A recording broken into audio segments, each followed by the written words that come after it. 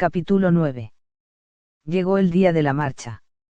La víspera, el señor Thompson, con su amabilidad acostumbrada, nos había llevado cartas de recomendación muy eficaces para el conde Trampe, gobernador de Islandia, el señor Picturson, coadjutor del obispo, y el señor Finsan, alcalde de Reykjavik. En prueba de gratitud, mi tío le prodigó fuertes apretones de manos con el mayor entusiasmo. El día, a las 6 de la mañana, nuestros inestimables equipajes se ubicaban ya a bordo de la Valquiria. El capitán nos condujo a unos camarotes exageradamente pequeños, instalados bajo una especie de puente. ¿Tenemos buen viento?, preguntó mi tío. Inmejorable, respondió el capitán Bjarna.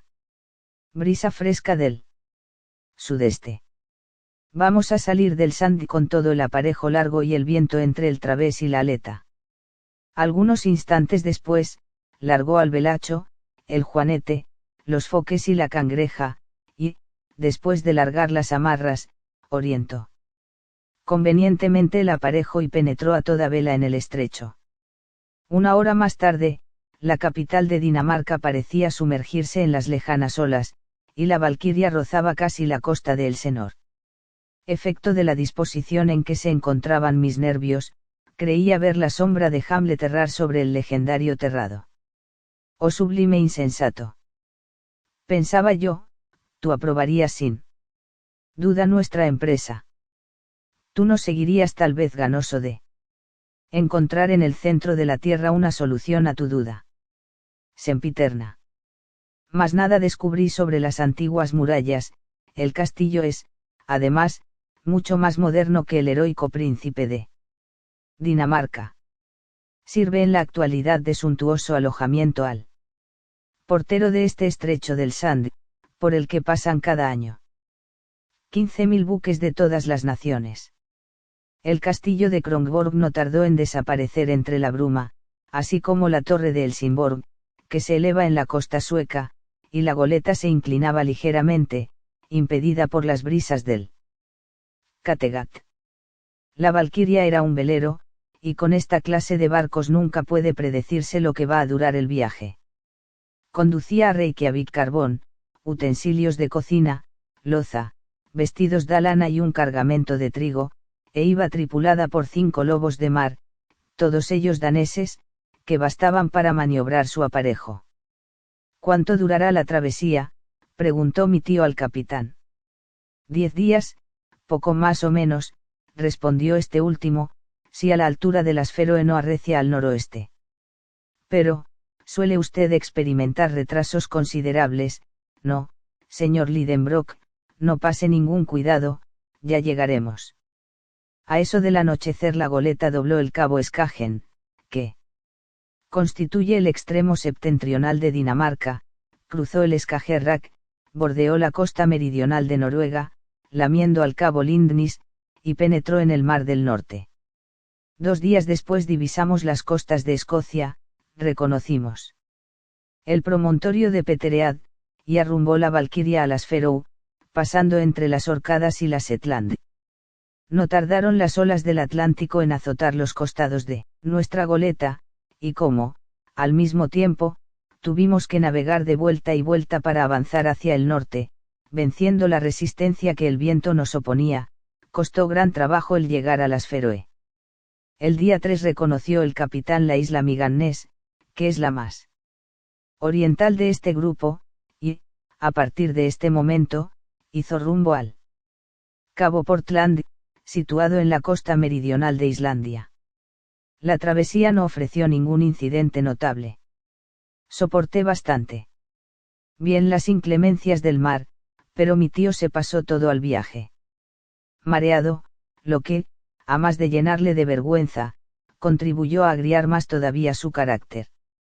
Esto no le permitió interrogar al capitán Bjarne acerca de la cuestión del Sneffels, los medios de comunicación y la facilidad de los transportes, y tuvo que aplazar para más adelante todas estas investigaciones. Se pasó todo el viaje tendido en su camarote, cuyos mamparos crujían a cada cabezada del buque. Preciso es confesar que se tenía muy bien merecida su suerte. El día 11 montamos al cabo Portland, permitiéndonos la claridad del tiempo distinguir el Murdalsjökull, que lo domina. Este cabo se halla formado por un enorme peñasco, de escarpadas pendientes, que se alza aislado en la playa. La Valquiria, manteniéndose a una distancia razonable de las costas, las fue barajando hacia el oeste, navegando entre numerosas manadas de ballenas y tiburones.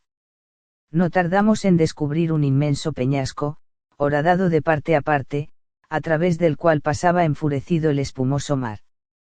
Los islotes de Westman parecieron surgir del océano como rocas sembradas sobre la planicie líquida. A partir de este momento, la goleta tomó el rumbo de fuera para dar un respetable rodeo al cabo de Reykjanes, que forma el ángulo occidental de Islandia. La fuerte marejada no permitía a mi tío subir sobre cubierta con objeto de admirar aquellas costas bravías, azotadas y hendidas por los vientos y mares del sudoeste. 48 horas después, sorteada una tempestad que obligó a la goleta a correr a palo seco, descubrimos por el este la baliza de la punta Skagen, cuyos peligrosos arrecifes se prolongan a gran distancia por debajo del mar. Subió a bordo un práctico islandés, y, 3 horas más tarde, fondeaba la Valquiria delante de Reykjavik, en la bahía de Faxa. Entonces salió por fin el profesor de su camarote, algo pálido y quebrantado, pero con el mismo entusiasmo de siempre y con la satisfacción retratada en su semblante.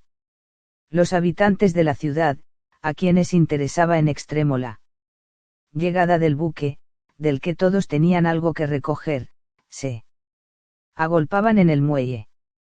Mi tío se apresuró a abandonar su presidio flotante, por no decir su hospital, pero, antes de dejar la cubierta de la goleta, fuimos hasta la proa, y desde allí, mostrándome con el dedo en la parte septentrional de la bahía una elevada montaña, que remataba en 2 picos un doble cono cubierto de nieves eternas, me dijo entusiasmado, el Sneffels.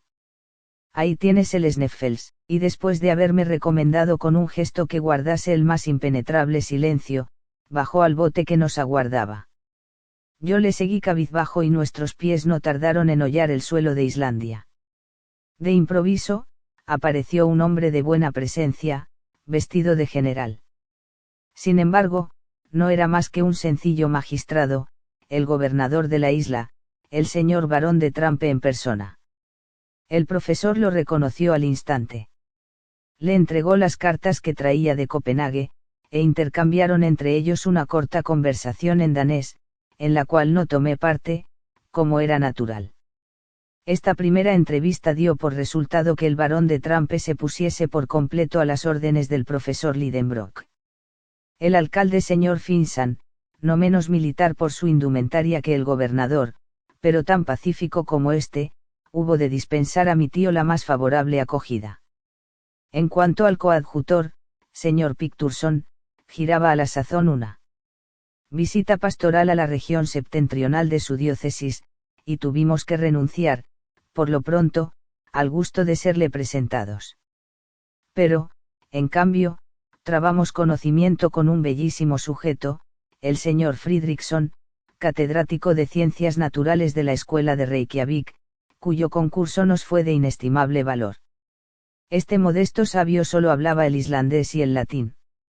Me ofreció sus servicios en el idioma de Horacio, y comprendí enseguida que estábamos creados para comprendernos mutuamente. Y, en efecto, esta fue la única persona con quien pude conversar durante mi estancia en Islandia. Como ves, querido Axel, hubo de decirme mi tío, todo va como una seda, lo más difícil ya lo tenemos hecho. ¿Cómo lo más difícil?, exclamé yo estupefacto. Pues claro, solo nos resta bajar. Mirado desde ese punto de vista, tiene usted mucha razón, mas supongo que, después de bajar, tendremos que subir nuevamente. Va. Lo que es eso no me inquieta. Con qué, manos a la obra, que no hay tiempo que perder. Me voy a la biblioteca. Tal vez se conserve en ella algún manuscrito de Saknussemm que me gustaría consultar. Entretanto, yo recorreré la ciudad. ¿No piensa usted visitarla? Oh, eso me interesa muy poco. Las curiosidades de Islandia no se encuentran sobre su superficie, sino debajo de ella. Salí y eché a andar sin rumbo fijo. No habría sido fácil perderse en las dos calles de Reykjavik de suerte que no tuve necesidad de preguntar a nadie el camino lo cual, hecho por signos, expone las más de las veces a muchas equivocaciones. Se extiende la ciudad, en medio de dos colinas, sobre un terreno muy bajo y pantanoso. Una inmensa ola de lava la cubre por un lado y desciende hasta el mar en declive suave. Por el otro, se extiende la amplia bahía de Faxa limitada por el norte por el enorme ventisquero del Sneffels, y en la que, a la sazón, no había fondeado más buque que la Valquiria. De ordinario se hallan resguardados en ella los guardapescas ingleses y franceses, pero entonces se hallaban prestando servicio en las costas orientales de la isla. La calle más larga de Reykjavik es paralela a la playa, y en ella se hallan instalados los mercaderes y negociantes, en cabañas de madera, hechas de vigas rojas horizontalmente dispuestas. La otra calle, situada más al oeste, corre hacia un pequeño lago, pasando entre la casa del obispo y las de otros personajes extraños al comercio. No tardé en recorrer aquellas calles sombrías y tristes. A veces entreveía una mancha de césped descolorido, que semejaba una vieja alfombra de lana, raída a consecuencia del uso, o algo que parecía un huerto cuyas raras legumbres, patatas, coles y lechugas, solo eran dignas de una mesa liliputiense. Algunos alelíes enfermizos pugnaban también por recibir algún rayo de sol. Hacia la mitad de la calle no ocupada por el comercio, encontré el cementerio público, rodeado de una tapia de adobes, el cual es bastante espacioso. Pocos pasos después, me encontré delante de la casa del gobernador, que es una mala choza si se la compara con la casa ayuntamiento de Hamburgo, pero que resulta un palacio al lado de las cabañas en las cuales se aloja la población islandesa. Entre la ciudad y el lago, se elevaba la iglesia, edificada con arreglo al gusto protestante y construida con cantos calcinados que los volcanes arrojan.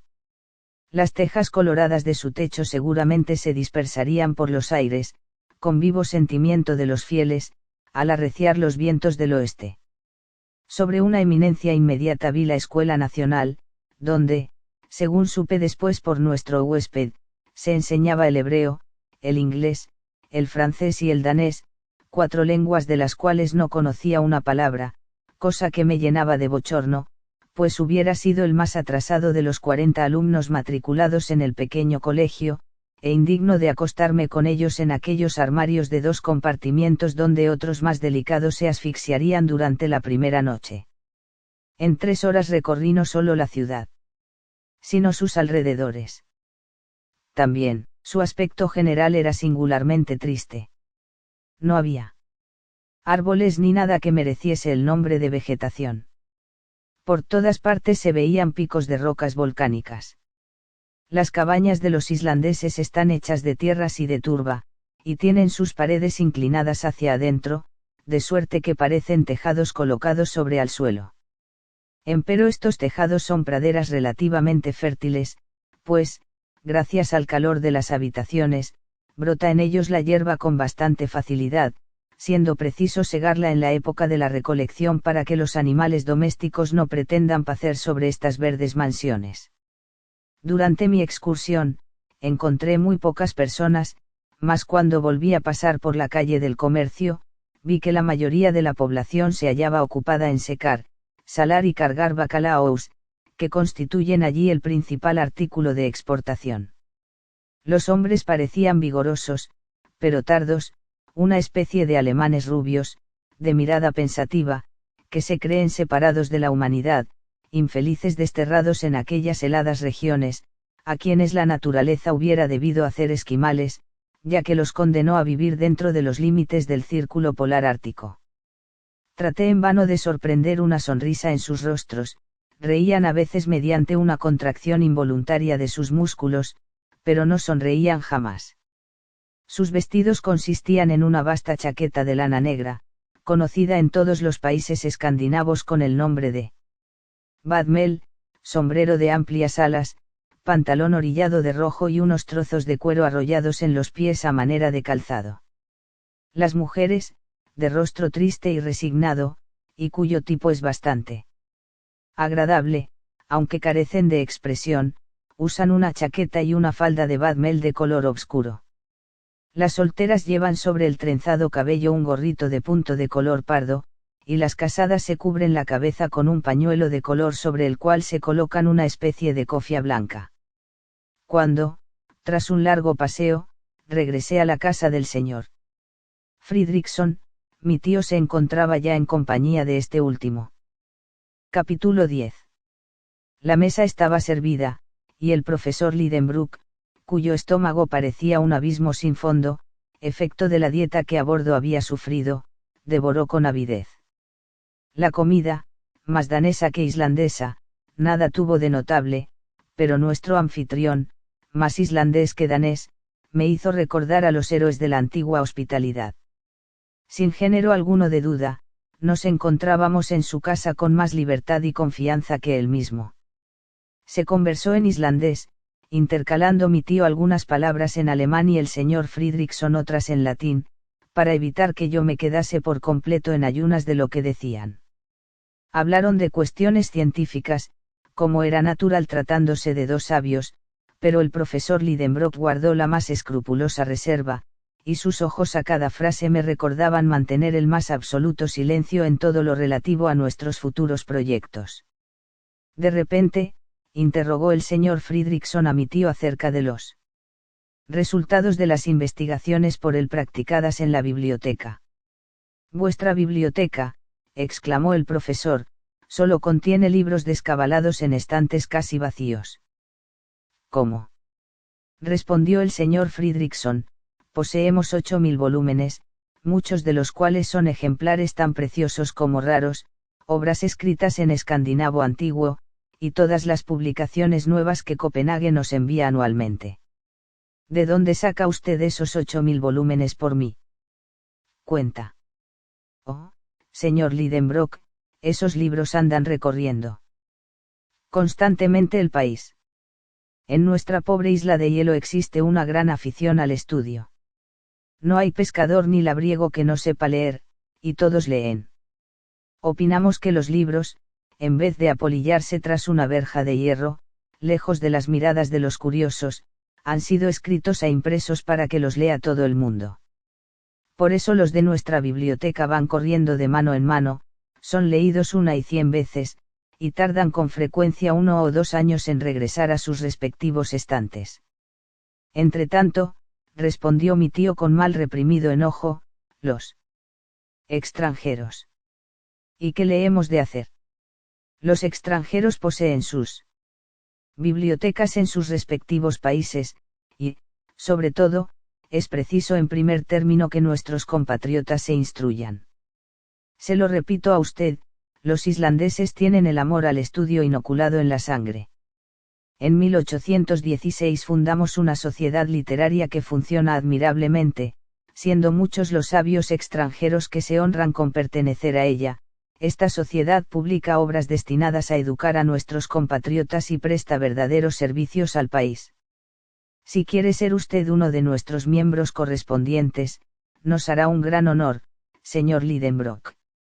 Mi tío, que pertenecía ya a un centenar de corporaciones científicas, aceptó el ofrecimiento con tales muestras de agrado, que el señor Fridriksson se sintió conmovido. Ahora, dijo este último, tenga usted la bondad de indicarme qué libros esperaba encontrar en nuestra biblioteca, y tal vez me sea posible darle acerca de ellos algunas referencias.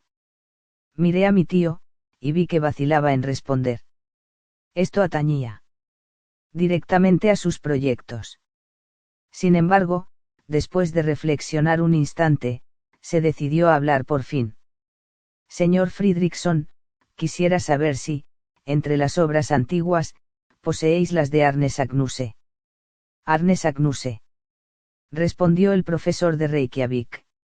¿Se refiere usted a aquel sabio del siglo XVI que fue un gran alquimista, un gran naturalista y un gran explorador a la vez, precisamente? Una de las glorias de la literatura y de la ciencia islandesas, sin duda de ningún género. El más ilustre de los hombres, no trataré de negarlo.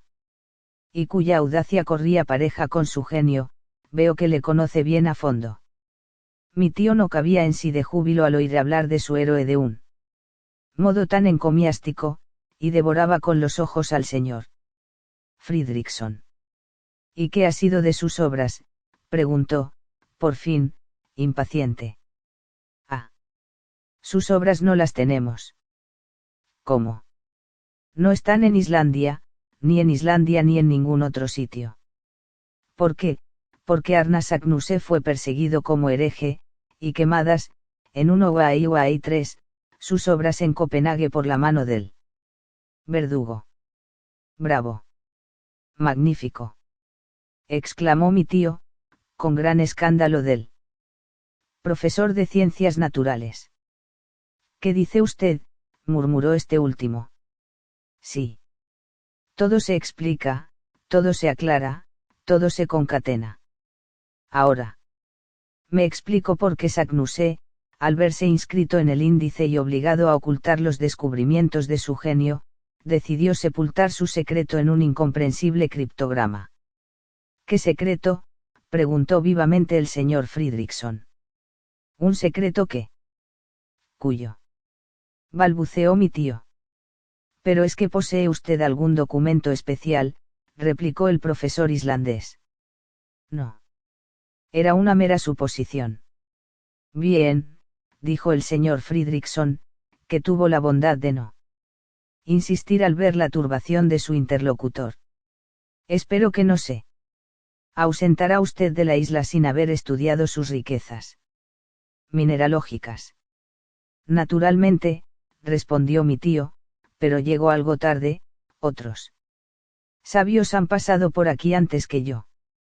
En efecto, señor Lidenbrock, los trabajos de los señores Olafsen y Povelsen, ejecutados por orden del rey, los estudios de Troil, la misión científica de los señores Gaimard y Robert, a bordo de la corbeta francesa Araciercier y, por último, las observaciones de los sabios embarcados en la fragata Reine Hortense, han contribuido poderosamente al conocimiento de Islandia.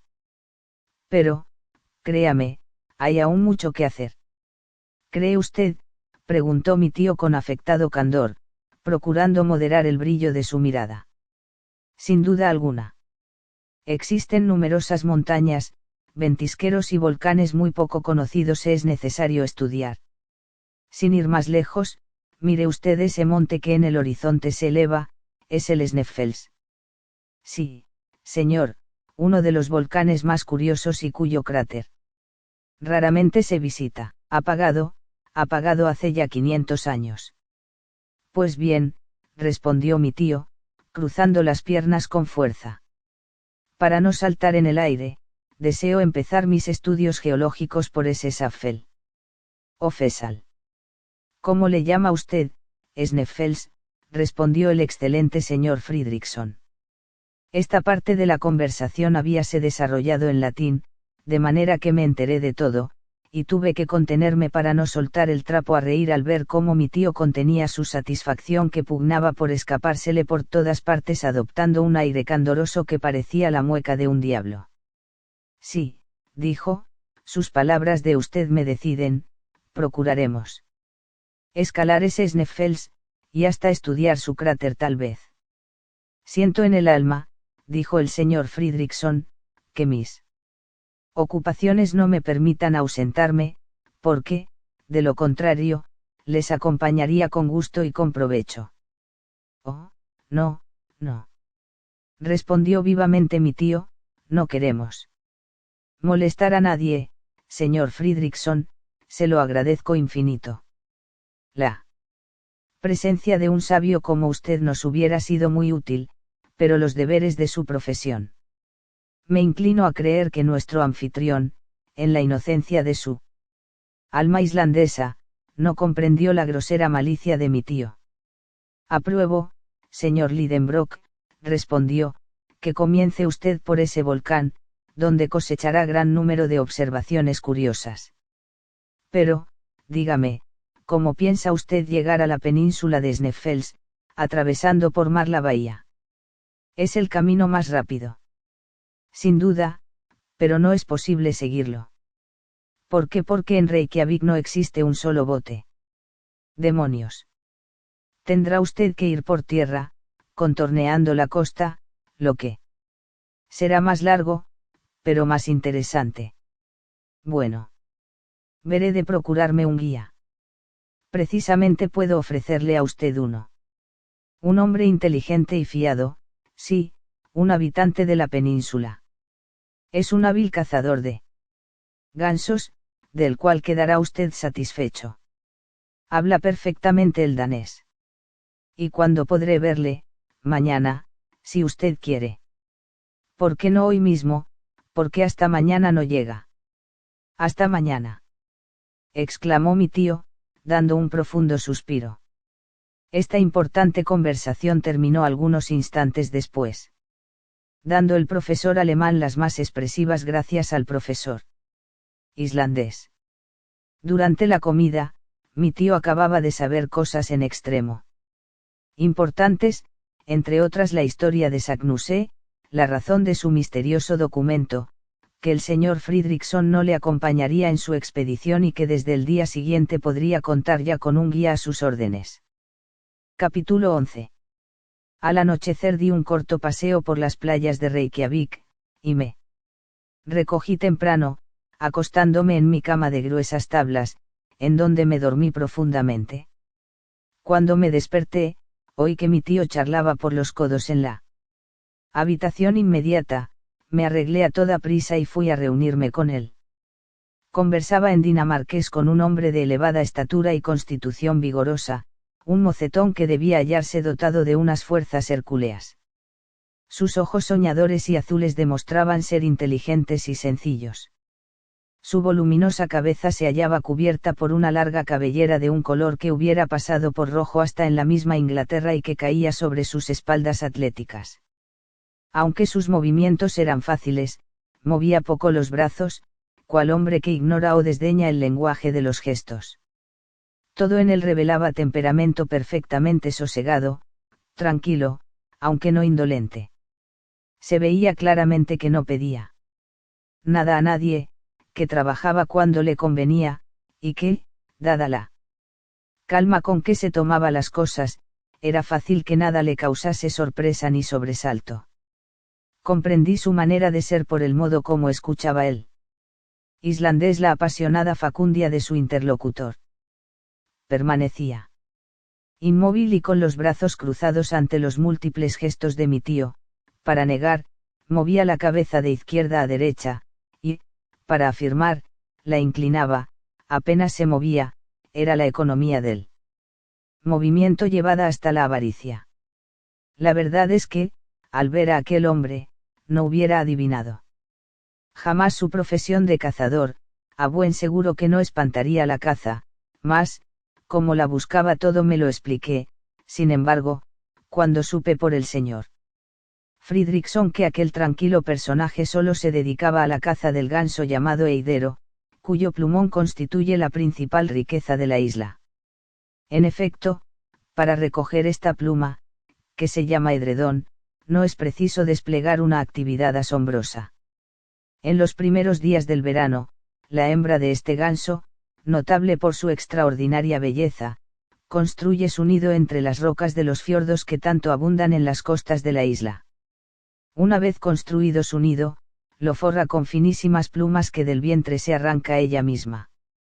Enseguida llega el cazador, o, por mejor decir, el cosechero, se apodera del nido y se ve precisada el ave a comenzar de nuevo su trabajo, y la operación se repite mientras aquella conserva algún plumón.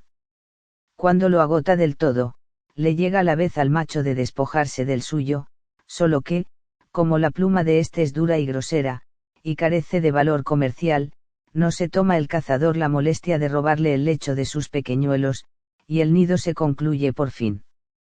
Pone la hembra sus huevos, nacen los pollos después, y se reanuda al año siguiente la cosecha del edredón. Ahora bien, como estas aves no eligen para la construcción de sus nidos las rocas escarpadas, sino las de pendiente suave que van a perderse en el mar, el cazador islandés podía ejercer su oficio sin darse mucho trabajo. Era un labrador que solo tenía que recolectar la mies, sin necesidad de sembrarla ni cortarla. Este personaje grave, silencioso y flemático se llamaba Hans Bjelke, y venía recomendado por el señor Fridriksson. Era nuestro futuro guía. Sus maneras contrastaban singularmente con las de mi tío. Esto no obstante, se entendieron fácilmente. Ni uno ni otro repararon en el precio, el uno, dispuesto a aceptar lo que le ofreciesen, y el otro, decidido a dar lo que le pidieran. Jamás se cerró trato alguno con tanta facilidad. En virtud de lo acordado, se comprometió Hans a conducirnos a la aldea de Stapi, situada en la costa meridional de la península de Sneffels, al pie del mismo volcán. Era preciso recorrer unas millas por tierra, en lo cual emplearíamos 2 días, según opinión de mi tío. Pero, cuando se enteró de que se trataba de millas dinamarquesas, de 4 pies, tuvo que rehacer sus cálculos y contar con que emplearíamos 7 a 8 días en hacer aquel recorrido, dado el pésimo estado de las vías de comunicación.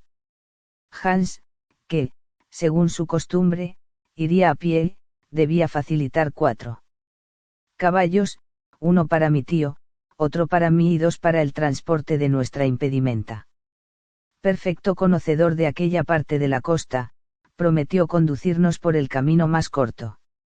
Su compromiso con mi tío no expiraba a nuestra llegada a Stapi, sino que permanecería a su servicio todo el tiempo que exigiesen nuestras excursiones científicas, mediante una retribución de 3 risdales semanales. Pero se estipuló expresamente que esta suma sería abonada a Hans los sábados por la noche, condición sine qua non de su compromiso. Se estableció la partida para el día 16 de junio. Quiso mi tío entregar al cazador las arras del contrato, pero éste las rechazó con una sola palabra. «Efte», dijo secamente. Después la tradujo el profesor en voz alta, para que me enterase. Una vez cerrado el trato, se fue nuestro guía, sin mover más que las piernas, cual si fuese de una sola pieza. «He aquí un hombre famoso», exclamó mi tío al verle ir, pero lo que menos sospecha es el maravilloso papel que el porvenir le reserva. Nos acompañará hasta. Sí, hasta el centro de la Tierra. Aún tenían que transcurrir 48 horas, que, con harto sentimiento mío, me vi precisado a invertir en los preparativos de marcha. Pusimos nuestros 5 sentidos y potencias en disponer cada objeto del modo más ventajoso, los instrumentos a un lado, las armas al otro, las herramientas en este paquete, los víveres en aquel otro, agrupándolo todo en 4 divisiones principales. Los instrumentos eran, 1 un termómetro centígrado de Eigel, graduado hasta 1 grados, lo cual me pareció demasiado e insuficiente. Demasiado, si el calor del ambiente había de alcanzar esta temperatura, pues en semejante caso pereceríamos asados. Insuficiente, si se trataba de medir la temperatura de los manantiales o de cualquier otra materia en fusión. 2 un manómetro de aire comprimido, dispuesto de manera que marcase las presiones superiores a las de la atmósfera al nivel del mar, toda vez que, debiendo aumentar la presión atmosférica a medida que descendiésemos bajo la superficie de la Tierra, el barómetro ordinario no sería suficiente. 3 un cronómetro de Boisson-Nas el menor, de Ginebra, perfectamente arreglado al meridiana de Hamburgo. 4 los brújulas de inclinación y de declinación. 5 un anteojo para observaciones nocturnas. 6 los aparatos de Ruhmkorff, que, mediante una corriente eléctrica, daban una luz portátil, muy segura y poco embarazosa. Las armas consistían en 2 carabinas de Purley-Moore y compañía, y 2 revólveres Colt. ¿Qué objeto tenían estas armas? Supongo que no tendríamos que habérnoslas con salvajes ni animales feroces. Pero mi tío parecía mirar con el mismo cariño su arsenal que sus instrumentos, y especialmente una buena cantidad de algodón pólvora inalterable a la humedad, cuya fuerza explosiva es notablemente superior a la de la pólvora ordinaria. Como herramientas llevábamos 2 picos, 2 azadones, una escala de seda, 3 bastones herrados, un hacha, un martillo, una docena de cuñas y armellas de hierro, y largas cuerdas con nudos de trecho en trecho. Todo junto formaba un voluminoso fardo, pues la escala medía 300 pies de longitud. El paquete que contenía las provisiones no era demasiado grande, pero esto no me preocupaba, pues sabía que encerraba una cantidad de carne concentrada y galletas suficiente para alimentarnos 6 meses. El único líquido que llevábamos era ginebra, con absoluta exclusión de toda agua, pero íbamos provistos de calabazas, y mi tío contaba con encontrar manantiales en donde llenarlas, siendo inútiles cuantas observaciones le hice relativas a su calidad, a su temperatura y hasta sobre su ausencia absoluta. Para completar la nomenclatura exacta de nuestros artículos de viaje, haré mención de un botiquín portátil que contenía unas tijeras de punta redonda, tablillas para fracturas, una pieza de cinta de hilo crudo, vendas y compresas, esparadrapo, y una lanceta para sangrar, cosas que ponían los pelos de punta. Llevábamos, además, una serie de frascos que contenían destrina, árnica, acetato de plomo líquido, éter, vinagre y amoníaco, drogas todas cuyo empleo no era muy deseable, por cierto. Por último, no faltaban tampoco los ingredientes necesarios para los aparatos de Ruhmkorff. Tampoco olvidó mi tío el aprovisionarse de tabaco, de pólvora de caza y de yesca, ni un cinturón de cuero, que llevaba ceñido a los riñones, y encerraba una buena cantidad de monedas de oro y plata, y de billetes de banco. En el grupo de las herramientas figuraban también 6 pares de zapatos de excelente calidad, impermeabilizados merced a una capa de alquitrán y goma elástica. Equipados, vestidos y calzados de esta suerte, me dijo, al fin, mi tío, no existe ninguna razón que nos prive de llegar a la meta. Todo el día 14 lo empleamos en arreglar estos diversos objetos. Por la tarde, comimos en casa del barón de Trampe, en compañía del alcalde de Reykjavik y del doctor Hjaltalín, el médico más célebre de la isla. El señor Fridriksson no se hallaba entre los invitados, pero supe más tarde que el gobernador y él se hallaban en desacuerdo acerca de una cuestión administrativa, por lo que no se trataban. No tuve, pues, ocasión de comprender ni una palabra de nada de lo que se dijo durante aquella comida semioficial, pero observé que mi tío no cesó de hablar un momento. Al día siguiente, quedaron terminados todos los preparativos. El señor Fridriksson prestó a mi tío un gran servicio regalándole un mapa de Islandia incomparablemente más perfecto que el de Henderson, el mapa de Olaf Nicolas Olsen, hecho en escala de 1,48 y editado por la Sociedad Literaria Islandesa, con sujeción a los trabajos geodésicos del señor Silfrisak y la nivelación topográfica del señor Bjorn Gumlaugsson. Era un documento precioso para un mineralogista. Pasamos la última velada en íntima conversación con el señor Fridriksson, que me inspiraba una íntima simpatía. A la charla, después, siguió un sueño bastante agitado, al menos por parte mía. A las 5 de la mañana me despertaron los relinchos de 4 caballos que bajo mi ventana piafaban. Me vestí a toda prisa y bajé enseguida a la calle, donde Hans estaba acabando de cargar nuestros enseres, moviéndose lo menos posible, aunque dando muestras de poseer una extraordinaria destreza. Hacía mi tío más ruido del que era necesario, pero el guía prestaba, al parecer, poca o ninguna atención a sus recomendaciones. A las 6, estaba todo listo. El señor Fridriksson nos estrechó las manos.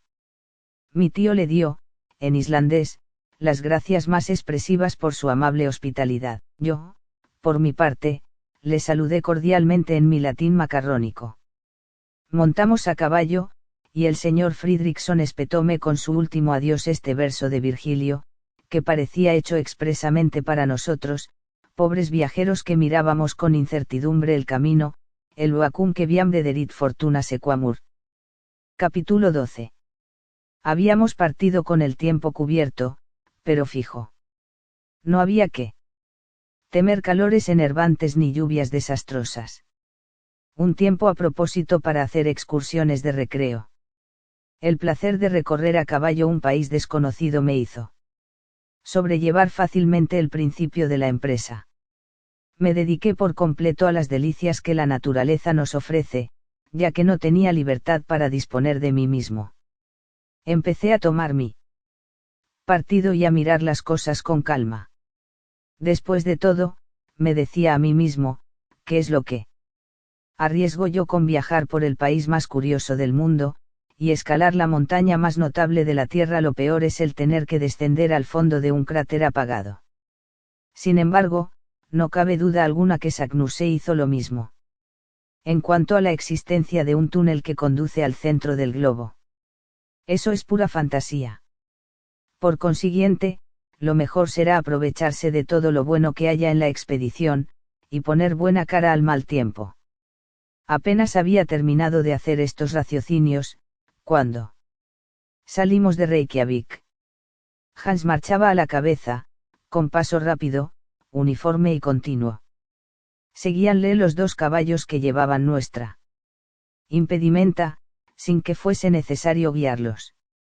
Por último, marchábamos mi tío y yo, y a la verdad que no hacíamos muy mala figura montados en aquellos animalitos vigorosos, a pesar de su carta alzada. Es Islandia una de las grandes islas de Europa, mide 1.4 millas de superficie y solo tiene 6 habitantes. Los geógrafos la han dividido en 4 regiones, y teníamos que atravesar casi oblicuamente la región llamada País del Sudoeste, Sudvestfjordung. Al salir de Reykjavik, nos condujo Hans por la orilla del mar, marchando sobre pastos muy poco frondosos que pugnaban por parecer verdes sin poder pasar de amarillos. Las rugosas cumbres se perfilaban en el horizonte, entre las brumas del este, a veces, algunas manchas de nieve, concentrando la luz difusa, resplandecían en las vertientes de las cimas lejanas, ciertos picos más osados que otros, atravesaban las nubes grises y reaparecían después por encima de los movedizos vapores, cuales collos que emergiesen en las llanuras etéreas. Con frecuencia, aquellas cadenas de áridas rocas avanzaban una punta hacia el mar, mordiendo la pradera sobre la cual caminábamos, pero siempre quedaba espacio suficiente para poder pasar. Nuestros caballos elegían instintivamente los lugares más propicios sin retardar su marcha jamás. Mi tío no tenía ni el consuelo de excitar a su cabalgadura con el látigo a la voz, le estaba vedada la impaciencia. Yo no podía evitar el sonreírme al contemplarle tan largo montado en su jaquilla, y, como sus desmesuradas piernas rozaban casi el suelo, parecía un centauro de 6 pies. Magnífico animal. Me decía. Ya verás, Axel, cómo no existe ningún bruto que aventaje en inteligencia al caballo islandés, ni nieves, ni tempestades, ni rocas, ni ventisqueros, no hay nada que le detenga. Es sobrio, valiente y seguro, jamás da un paso en falso ni recula. Cuando tengamos que atravesar algún fiordo o algún río, ya le verás arrojarse al agua sin titubear, lo mismo que un anfibio, y llegar a la orilla opuesta. Mas no los hostiguemos, dejémosles caminar a su albedrío, y ya verás cómo hacemos nuestras 10 leguas diarias. Nosotros no cabe duda, pero el guía, no te inquietes por el guía. Estas gentes caminan sin darse cuenta de ello. Este nuestro, se mueve tan poco, que no debe fatigarse. Además, si es preciso, yo le cederé mi montura. Así como así, si no me muevo un poco, pronto me acometerán los calambres. Los brazos van muy bien, pero no hay que echar en olvido las piernas. Avanzábamos con paso rápido, y el país iba estando ya casi desierto.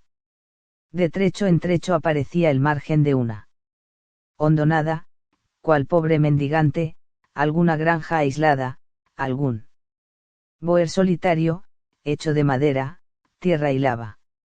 Estas miserables chozas parecían implorar la caridad del transeúnte y daban ganas de darles una limosna. En aquel país no hay caminos, ni tan siquiera senderos, y la vegetación, a pesar de ser tan lenta, no tarda en borrar las huellas de los escasos viajeros. Sin embargo, esta parte de la provincia, situada a 2 pasos de la capital, es una de las porciones más pobladas y cultivadas de Islandia. Júzguese lo que serán las regiones deshabitadas de aquel desierto. Habíamos recorrido ya media milla sin haber encontrado ni un labriego sentado a la puerta de su cabaña, ni un pastor salvaje apacentando un rebaño menos salvaje que él, tan solo habíamos visto algunas vacas y carneros completamente abandonados. ¿Qué serían las regiones trastornadas, removidas por los fenómenos eruptivos, hijas de las explosiones volcánicas y de las conmociones subterráneas destinados nos hallábamos a conocerlas más tarde, pero, al consultar el mapa de Olsen, vi que siguiendo los tortuosos contornos de la playa nos apartábamos de ellos, toda vez que el gran movimiento plutónico se ha concentrado especialmente en el interior de la isla, donde las capas horizontales de rocas sobre puestas, llamadas en escandinava traps, las fajas traquíticas, las erupciones de basalto, de toba y de todos los conglomerados volcánicos, las corrientes de lava y de pórfido en fusión, han formado un país que inspira un horror sobrenatural. Entonces no sospechaba el espectáculo que nos esperaba en la península del Sneffels, en donde estos residuos de naturaleza volcánica forman un caos espantoso. 2 horas después de nuestra salida de Reykjavik, llegarnos a la villa de Gufunes, llamada Avalkirkja o iglesia principal, que no ofrece cosa alguna de notable. Solo tiene algunas casas que no bastarían para formar un lugarejo alemán.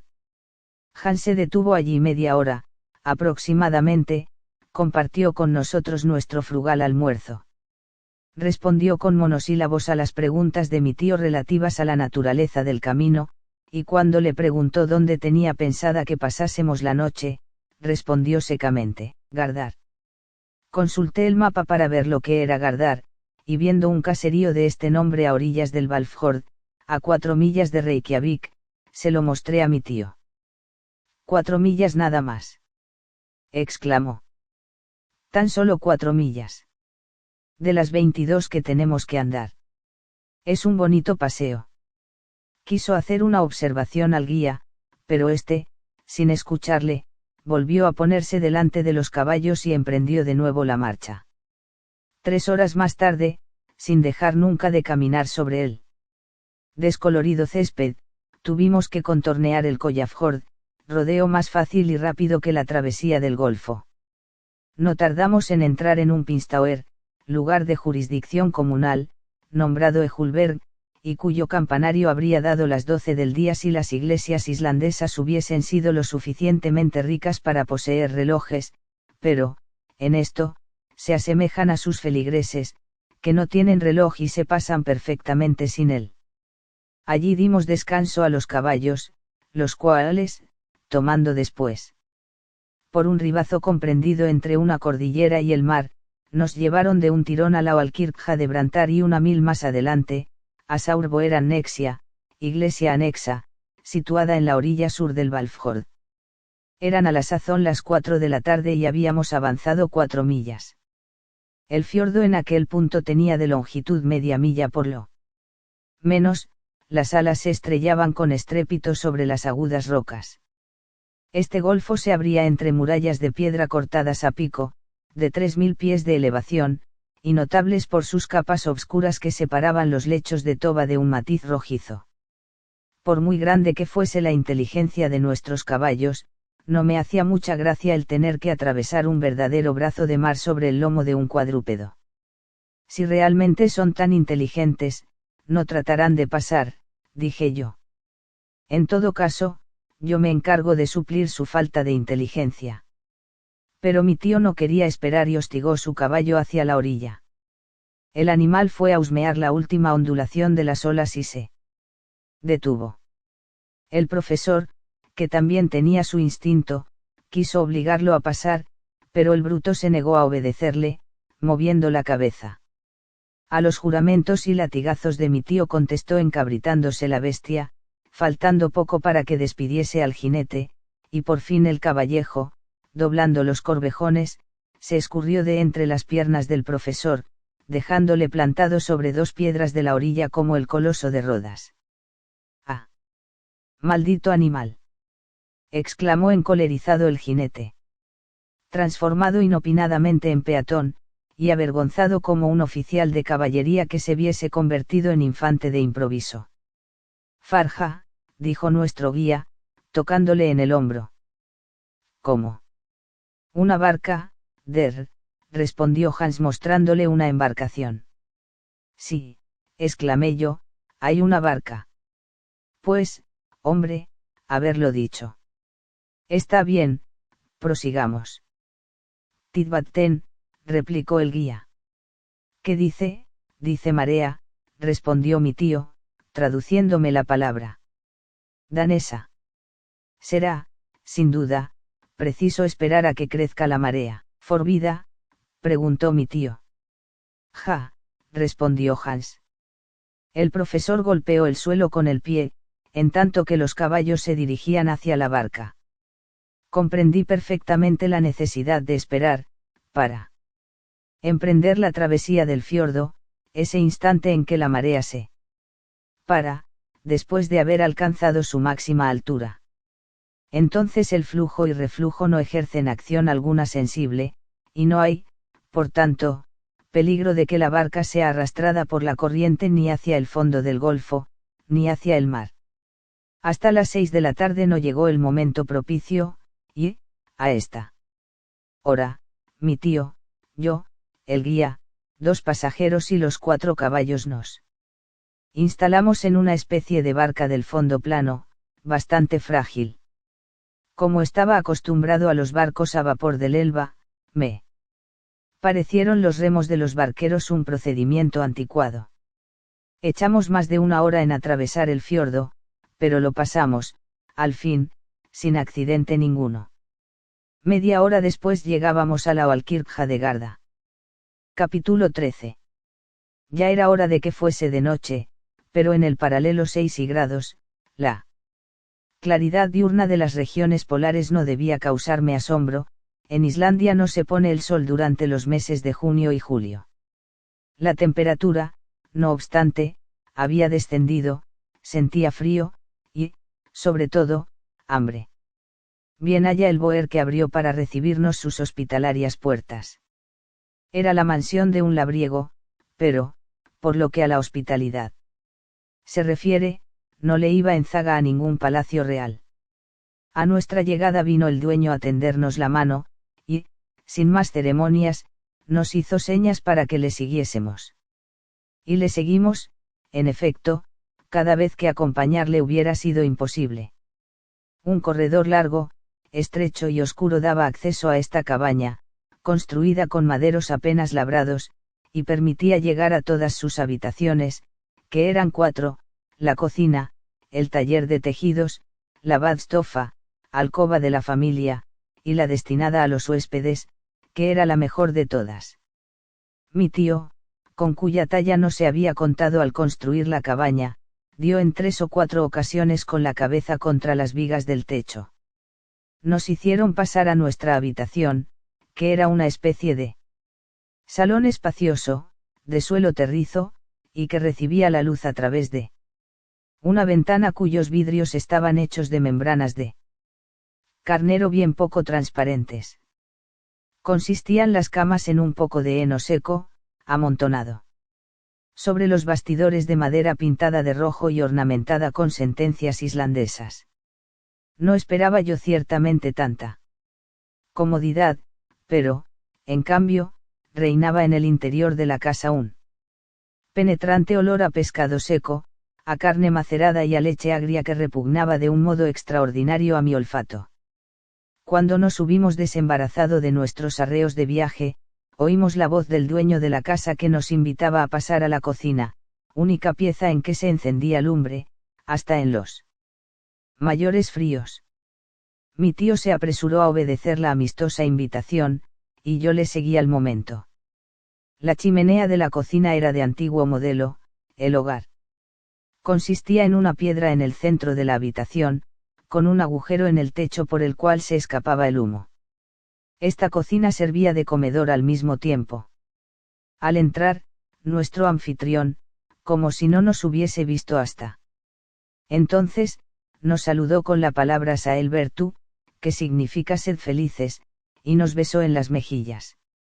A continuación, su esposa pronunció las mismas palabras, acompañadas de igual ceremonial, y después, los dos esposos, colocándose la mano derecha sobre el corazón, se inclinaron profundamente. Me apresuro a decir que la islandesa era madre de 19 hijos, todos los cuales, así los grandes como los pequeños, corrían y saltaban en medio de los torbellinos de humo que llenaban la estancia. A cada instante veía salir de entre aquella niebla una cabecita rubia y un tanto melancólica. Habríase dicho que formaban un coro de ángeles insuficientemente aseados. Mi tío y yo dispensamos una excelente acogida a aquella abundante parva, y al poco rato teníamos 3 o 4 de ellos sobre nuestras espaldas, otros tantos sobre nuestras rodillas y el resto entre nuestras piernas. Los que ya sabían hablar, repetían Saelbertu en todos los tonos imaginables, y los que aún no habían aprendido, gritaban con todas sus fuerzas. El anuncio de la comida interrumpió este concierto. En este momento entró el cazador que venía de tomar sus medidas para que los caballos comiesen, es decir, que los había económicamente soltado en el campo, donde los infelices animales tendrían que contentarse con pacer el escaso musgo de las rocas y algunas ovas bien poco nutritivas, lo cual no sería obstáculo, para que, al día siguiente, viniesen voluntariamente a reanudar, sumisos, el trabajo de la víspera. Saelbertu, dijo Hans al entrar. Después, tranquilamente, automáticamente, sin que ninguno de los ósculos fuese más acentuado que cualquiera de los demás, besó al dueño de la casa, a su esposa y a sus 19 hijos. Terminada la ceremonia, nos sentamos a la mesa en número de 24, y por consiguiente, los unos sobre los otros en el verdadero sentido de la expresión. Los más favorecidos solo tenían sobre sus rodillas 2 muchachos. La llegada de la sopa hizo reinar el silencio entre la gente menuda, y la taciturnidad característica de los islandeses, incluso entre los muchachos, recobró de nuevo su imperio.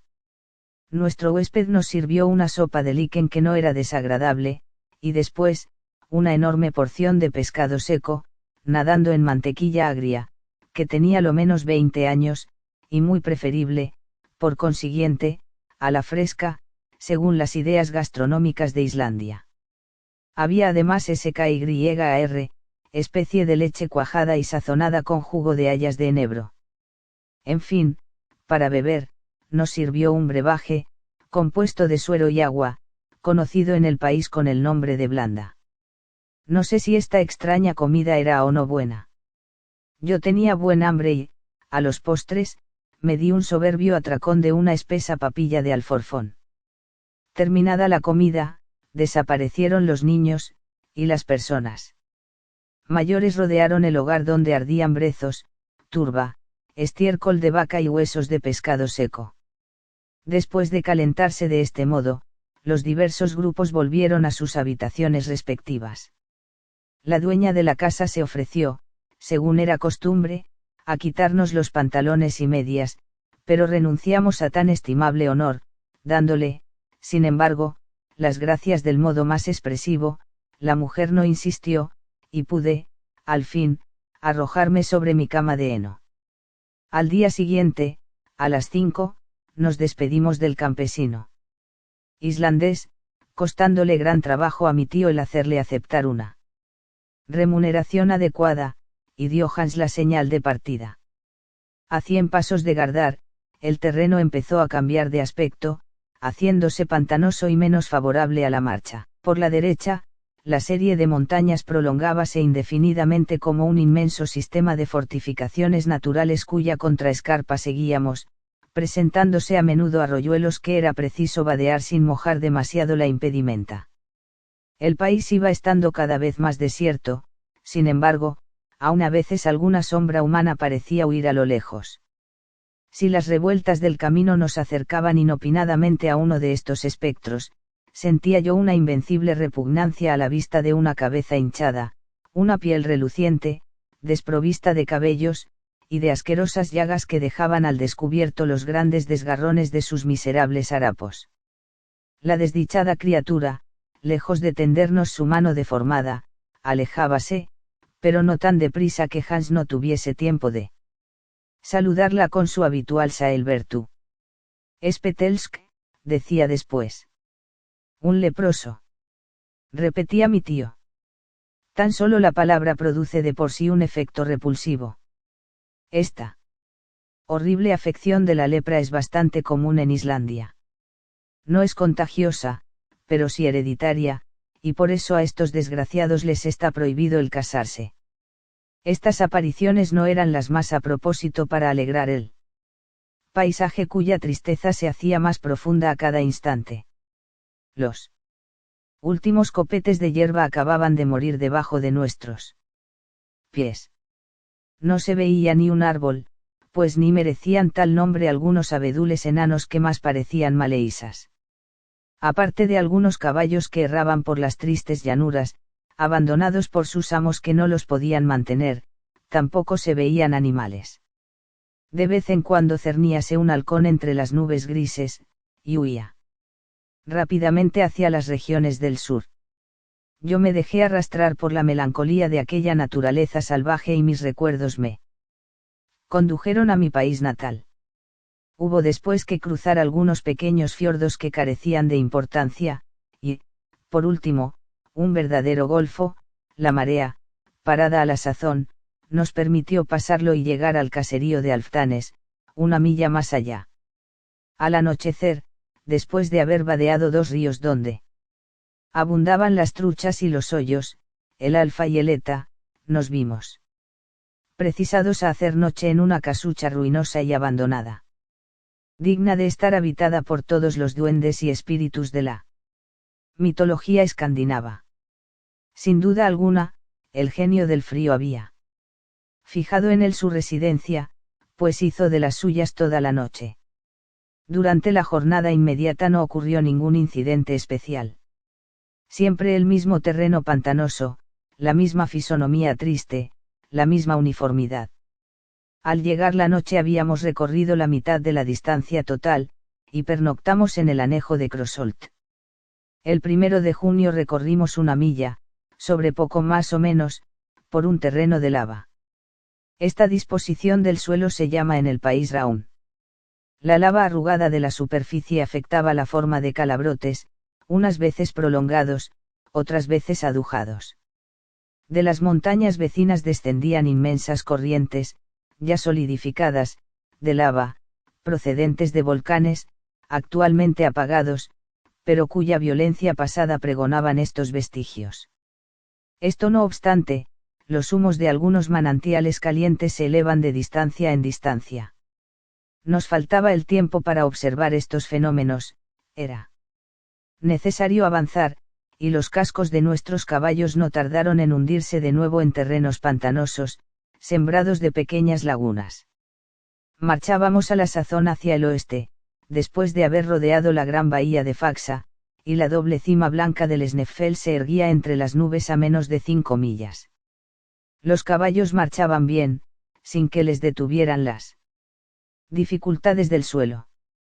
Yo empezaba a sentirme fatigado, mas mi tío permanecía firme y derecho como el primer día, inspirándome una sincera admiración, lo mismo que el cazador, que consideraba aquella expedición como un sencillo paseo. El sábado de junio, a las 6 de la tarde, llegamos a Budir, aldea situada a la orilla del mar, y el guía reclamó el salario. Convenido. Mi tío le pagó en el acto. Aquí fue la familia misma de Hans, es decir, sus tíos y primos, quienes nos hospedaron en su casa.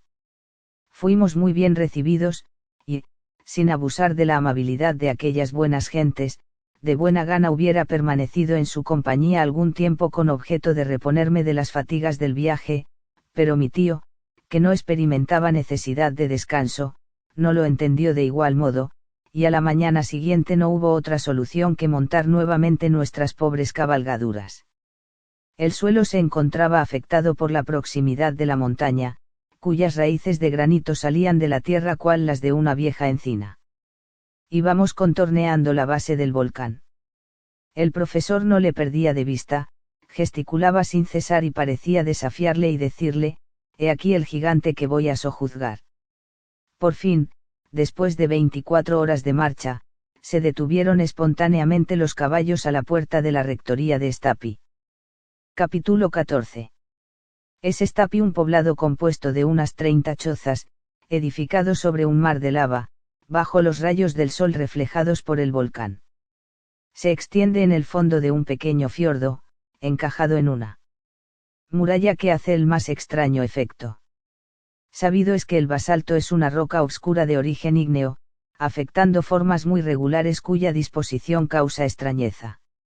La naturaleza procede al formar esta sustancia de una manera geométrica, y trabaja de un modo semejante a los hombres, como si manejase la escuadra, el compás y la plomada.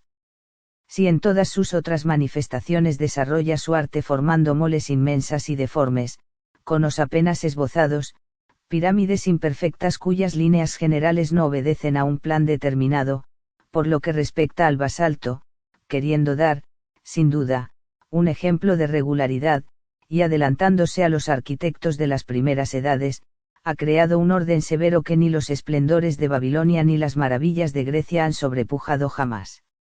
Había oído hablar de la calzada de los gigantes, de Irlanda, y de la gruta de Fingal, en una de las islas del grupo de las Hébridas, pero el aspecto de una estructura basáltica no se había presentado nunca a mis ojos. En Stapi este fenómeno se ofrecía en todo su hermoso esplendor. La muralla del fondo, como toda la costa de la península, se hallaba formada por una serie de columnas verticales de unos 30 pies de altura. Estos fustes, bien proporcionados y rectos, soportaban una arcada de columnas horizontales, cuya parte avanzada formaba una semibóveda sobre el mar. A ciertos intervalos, y debajo de aquel cobertizo natural, sorprendía la mirada aberturas ojivales de un admirable dibujo, a través de las cuales venían a precipitarse, formando montañas de espuma, las olas irritadas del mar. Algunos trozos de basaltos arrancados por los furores del océano, yacían a lo largo del suelo cual ruinas de un templo antiguo, ruinas eternamente jóvenes, sobre las cuales pasaban los siglos sin corroerlas. Tal era la última etapa de nuestro viaje terrestre. Hans nos había conducido a ella con probada inteligencia, y me tranquilizaba la idea de que nos seguiría acompañando. Al llegar a la puerta de la casa del cura, cabaña sencilla y de un único piso, ni más bella ni más cómoda que las otras, vi un hombre herrando un caballo, con el martillo en la mano y el mandil de cuero a la cintura. «Sael Bertu», le dijo el cazador. «Goddag», respondió el albeitar en perfecto danés. «Kirkoerde», dijo Hans, volviéndose hacia mi tío. «El rector», repitió este último. «Me parece, Axel, que este buen hombre es el cura».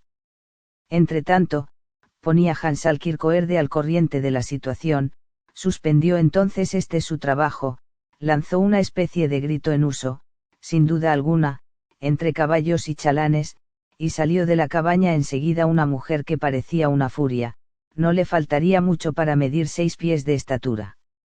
Temí que viniese a ofrecer a los viajeros el ósculo islandés, pero, no fue así, por fortuna, al contrario, nos puso muy mala cara al introducirnos en la casa. La habitación destinada a los huéspedes, infecta, sucia y estrecha, me pareció que era la peor de la rectoría, pero fue necesario contentarse con ella, pues el rector no parecía practicar la hospitalidad antigua. Antes de terminar el día vi que teníamos que habérnoslas con un pescador, un herrero, un cazador, un carpintero. Todo menos un ministro del Señor. Verdad es que era día de trabajo, tal vez se desquitase los domingos. No quiero hablar mal de estos pobres sacerdotes que, al fin y al cabo, son unos infelices, reciben del gobierno danés una asignación ridícula y perciben la cuarta parte de los diezmos de sus parroquias, lo que en total ni llega a sumar 60 marcos. Necesitan, por consiguiente, trabajar para vivir, pero pescando, cazando y herrando caballos, se acaba por adquirir las maneras, los hábitos y el tono de los pescadores, cazadores y otras gentes no menos rudas, y por eso aquella misma noche advertí que entre las virtudes del párroco no se hallaba la de la templanza. Mi tío no tardó en darse cuenta de la clase de hombre con quien tenía que habérselas, en vez de un digno y honrado sabio, halló un grosero y descortés campesino, y resolvió emprender lo más pronto posible su gran expedición, y abandonar cuanto antes a aquel cura tan poco hospitalario. Sin fijarse siquiera en su propio cansancio, decidió ir a pasar algunos días en la montaña. Desde el día siguiente al de nuestra llegada a Stapi, comenzaron los preparativos de marcha. Contrató Hans 3 islandeses que debían reemplazar a los caballos en el transporte de nuestra impedimenta, pero, una vez llegados al fondo del cráter, estos indígenas debían desandar el camino y dejarnos a los 3 solos. Este punto quedó perfectamente aclarado. Entonces tuvo mi tío que decir al cazador que tenía la intención de reconocer el cráter del volcán hasta sus últimos límites. Hans se contentó con inclinar la cabeza en señal de asentimiento. El ir a un sitio o a otro, el recorrer la superficie de su isla o descender a sus entrañas, le era indiferente del todo. En cuanto a mí, distraído hasta entonces por los incidentes del viaje, me había olvidado algo del porvenir, pero ahora sentí que la zozobra se apoderaba de mí nuevamente. ¿Qué hacer en Hamburgo hubiera sido ocasión de oponerme a los designios del profesor Lidenbrock, pero al pie del Sneffels, no había posibilidad. Una idea, sobre todo, me preocupaba más que todas las otras, una idea espantosa, capaz de crispar otros nervios mucho menos sensibles que los míos. Veamos, me decía a mí mismo, nos vamos a encaramar en la cumbre del Sneffels. Está bien. Vamos a visitar su cráter. Soberbio, otros lo han hecho y aún viven. Mas no para aquí la cosa, si se presenta un camino para descender a las entrañas de la tierra, si ese malhadado Saknussemm ha dicho la verdad, nos vamos a perder en medio de las galerías subterráneas del volcán. Ahora bien, ¿quién es capaz de afirmar que el Sneffels está apagado del todo? ¿Hay algo que demuestre que no se está preparando otra erupción del hecho de que duerma el monstruo desde una Q? Hemos de deducir que no pueda despertarse, y si se despertase, ¿qué sería de nosotros? Valía la pena de pensar en todo esto, y mi imaginación no cesaba de dar vueltas a estas ideas. No podía dormir sin soñar con erupciones, y me parecía tan brutal como triste el tener que representar el papel insignificante de cacería. Incapaz de callar por más tiempo, decidí finalmente someter el caso a mi tío con la mayor prudencia posible, y en forma de hipótesis perfectamente irrealizable. Aproximándome a él, le manifesté mis temores y retrocedí varios pasos para evitar los efectos de la primera explosión de su cólera. En esto estaba pensando, me respondió simplemente. ¿Qué interpretación debía dar a estas inesperadas palabras? Iba, al fin, a escuchar la voz de la razón. Pensaría suspender sus proyectos, no sería verdad tanta belleza. Tras algunos instantes de silencio, que no me atreví a interrumpir, añadió, sí, en eso estaba pensando. Desde nuestra llegada a Stapi, me he preocupado de la grave cuestión que acabas de someter a mi juicio, porque no conviene cometer imprudencias. No, respondí con vehemencia. Hace 600 años que el Sneffels está mudo, pero puede hablar otra vez. Ahora bien, las erupciones volcánicas van siempre precedidas de fenómenos perfectamente conocidos, por eso, después de interrogar a los habitantes del país y de estudiar el terreno, puedo asegurarte, Axel, que no habrá por ahora erupción. Al oír estas palabras, me dejaron estupefacto y no pude replicar. ¿Dudas de mis palabras?, dijo mi tío, pues sígueme. Obedecí maquinalmente. Al salir de la rectoría, tomó el profesor un camino directo que, por una abertura de la muralla basáltica, se alejaba del mar. No tardamos en hallarnos en campo raso, si se puede dar este nombre a un inmenso montón de deyecciones volcánicas. Los accidentes del suelo parecían como borrados bajo una lluvia de piedras, de lava, de basalto, de granito y de toda clase de rocas piroxénicas. Veíanse de trecho en trecho ciertas columnas de humo elevarse en el seno de la atmósfera. Estos vapores blancos, llamados reikir en islandés, procedían de manantiales termales, y su violencia indicaba la actividad volcánica del suelo, lo cual me parecía confirmar mis temores. Juzguese, pues, cuál no sería mi sorpresa cuando mi tío me dijo: ¿ves esos humos, Axel? Pues bien, ellos nos demuestran que no debemos temer los furores del volcán. ¿Cómo puede ser eso?, exclamé. No olvides lo que voy a decirte, prosiguió el profesor: cuando una erupción se aproxima, todas estas humaredas redoblan su actividad para desaparecer por completo mientras subsiste el fenómeno, porque los fluidos elásticos, careciendo de la necesaria tensión, toman el camino de los cráteres en lugar de escaparse a través de las fisuras del globo. Sí, pues, estos vapores se mantienen en su estado habitual, si no aumenta su energía, y si añades a esta observación que la lluvia y el viento no son reemplazados por un aire pesado y en calma, puedes desde luego afirmar que no habrá erupción próxima. Pero basta. Cuando la ciencia ha hablado, no se puede replicar. Volví a la rectoría con las orejas gachas. Mi tío me había anonadado con argumentos científicos. Sin embargo, todavía conservaba la esperanza de que, al bajar al fondo del cráter, nos fuese materialmente imposible el proseguir la endiablada excursión por no existir ninguna galería, a pesar de las afirmaciones de todos los Saknussemm del mundo. Pasé la noche inmediata sumido en una horrible pesadilla, en medio de un volcán, y desde las profundidades de la Tierra, me sentí lanzado a los espacios interplanetarios en forma de roca eruptiva. Al día siguiente, Hans nos esperaba con sus compañeros, cargados con nuestros víveres, utensilios e instrumentos. 2 bastones herrados, 2 fusiles y 2 cartucheras nos estaban reservados a mi tío y a mí.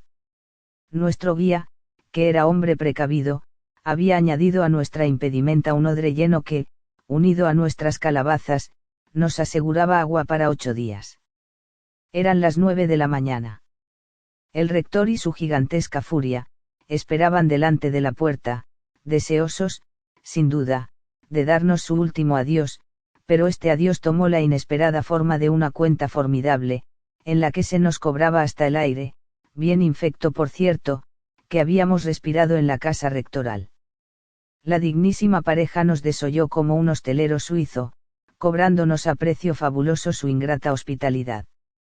Mi tío pagó sin regatear. Un hombre que partía para el centro de la tierra no había de parar la atención en unos miserables risdales. Arreglado este punto, dio Hans la señal de partida, y algunos instantes después habíamos salido de Stapi. Capítulo 15.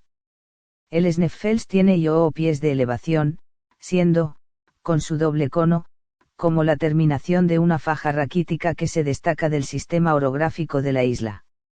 Desde nuestro punto de partida no se podían ver sus 2 picos proyectándose sobre el fondo grisáceo del cielo. Solo distinguían mis ojos un enorme casquete de nieve que cubría la frente del gigante. Marchábamos en fila, precedidos del cazador, quien nos guiaba. por estrechos senderos, por los que no podían caminar dos personas de frente. La conversación se hacía, pues, poco menos que imposible. Más allá de la muralla basáltica del fiordo de Stapi, encontramos un terreno de turba herbácea y fibrosa, restos de la antigua vegetación de los pantanos de la península. La masa de este combustible, todavía inexplotado, bastaría para calentar durante un siglo a toda la población de Islandia. Aquel vasto hornaguero, medido desde el fondo de ciertos barrancos, tenía con frecuencia 70 pies de altura, y presentaba capas sucesivas de detritus carbonizados, separados por vetas de piedra pómez-y-toba. Como digno sobrino del profesor Lidenbrock, y a pesar de mis preocupaciones, observaba con verdadero interés las curiosidades mineralógicas expuestas en aquel vasto gabinete de historia natural, al par que rehacía en mi mente toda la historia geológica de Islandia. Esta isla tan curiosa, ha surgido realmente del fondo de los mares en una época relativamente moderna, y hasta es posible que aún continúe elevándose por un movimiento insensible. Si es así, solo puede atribuirse su origen a la acción de los fuegos subterráneos, y en este caso, la teoría de Humfredo de Ibi, el documento de Saknussemm y las pretensiones de mi tío iban a convertirse en humo. Esta hipótesis me indujo a examinar atentamente la naturaleza del suelo, y pronto me di cuenta de la sucesión de fenómenos que precedieron a la formación de la isla. Islandia, absolutamente privada de terreno sedimentario, se compone únicamente de tobas volcánicas, es decir, de un aglomerado de piedras y rocas de contextura porosa.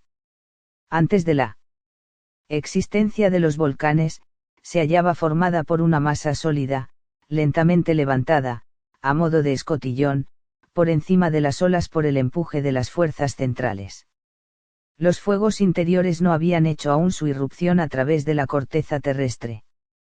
Pero más adelante, se abrió diagonalmente una gran fenda, del sudoeste al noroeste de la isla, por la cual se escapó lentamente toda la pasta traquítica. El fenómeno se verificó entonces sin violencia, la salida fue enorme, y las materias fundidas, arrojadas de las entrañas del globo, se extendieron tranquilamente, formando vastas sabanas o masas apezonadas. En esta época aparecieron los feldespatos, los sienitos y los pórfidos. Pero, gracias a este derramamiento, el espesor de la isla aumentó considerablemente y, con él, su fuerza de resistencia. Se concibe la gran cantidad de fluidos elásticos que se almacenaron en su seno, al ver que todas las salidas se obstruyeron después del enfriamiento de la costra traquítica.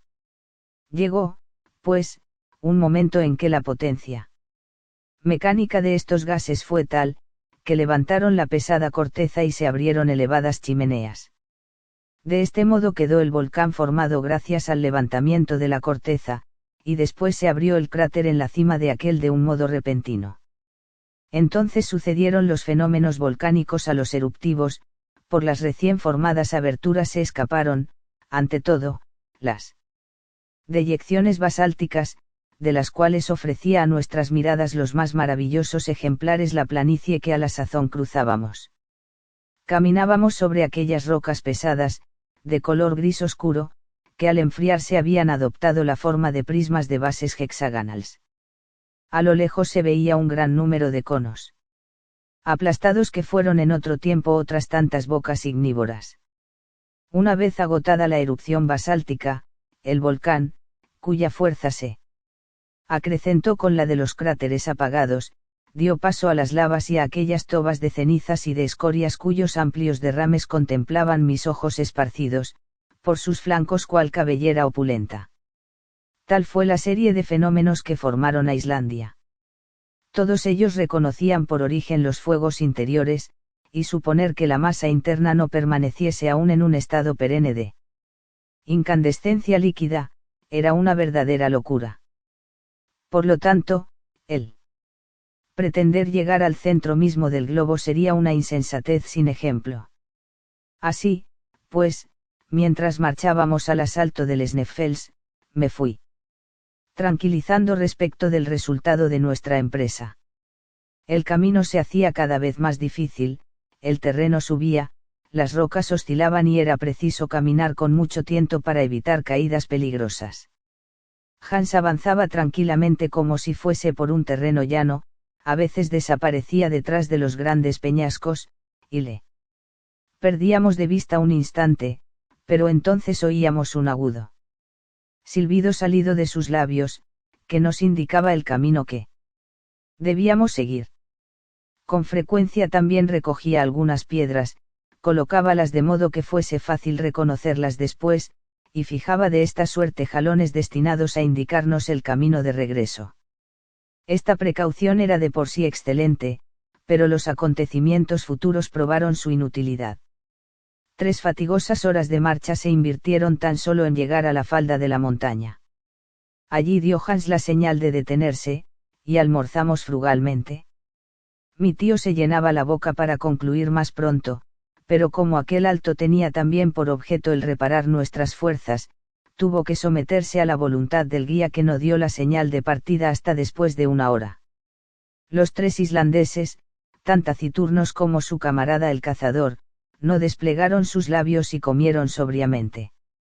Entonces comenzamos a subir las vertientes del Sneffels, su nevada cumbre, por una ilusión de óptica frecuente en las montañas, me parecía muy próxima, a pesar de lo cual nos restaban aún muchas horas de camino y muchísimas fatigas, sobre todo, para llegar hasta ella.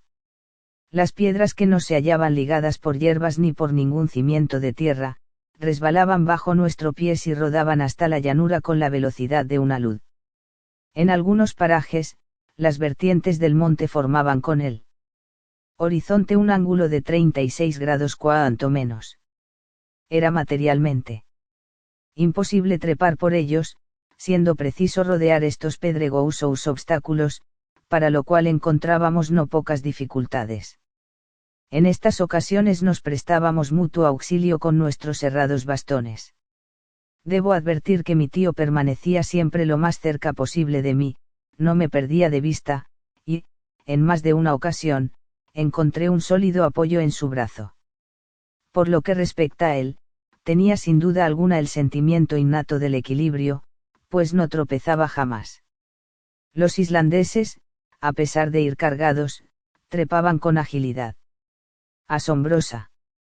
Al contemplar la altura de la cumbre del Sneffels, creía imposible poder llegar por aquel lado hasta ella, si el ángulo de inclinación de las pendientes no se cerraba algo. Afortunadamente, tras 1 hora de trabajos y de inauditos esfuerzos, en medio de la vasta alfombra de nieve que se extendía sobre la cumbre del volcán, descubrieron nuestros ojos de improviso una especie de escalera que simplificó nuestra ascensión. Estaba formada por uno de esos torrentes de piedras arrojadas por las erupciones, cuyo nombre islandés es Stina. Si este torrente no hubiese sido detenido en su caída por la disposición especial de los flancos de la montaña, habría ido a precipitarse en el mar, formando nuevas islas. Tal como era, fuimos en extremo útil. La rapidez de las pendientes iba cada vez en aumento, pero aquellos escalones de piedra permitían remontarlos fácilmente y hasta con rapidez tal que, como me retrasase un momento mientras que mis compañeros proseguían la ascensión, llegué a verlos reducidos a una pequeñez microscópica por efecto de la distancia. A las 7 de la tarde habíamos ya subido los 2000 peldaños que tiene esta escalera, y dominábamos un saliente de la montaña, especie de base sobre la cual se apoyaba el cono del cráter. El mar se extendía a una profundidad de 3 pies. Habíamos traspasado el límite de las nieves perpetuas, bien poco elevado en Islandia a consecuencia de la humedad constante del clima.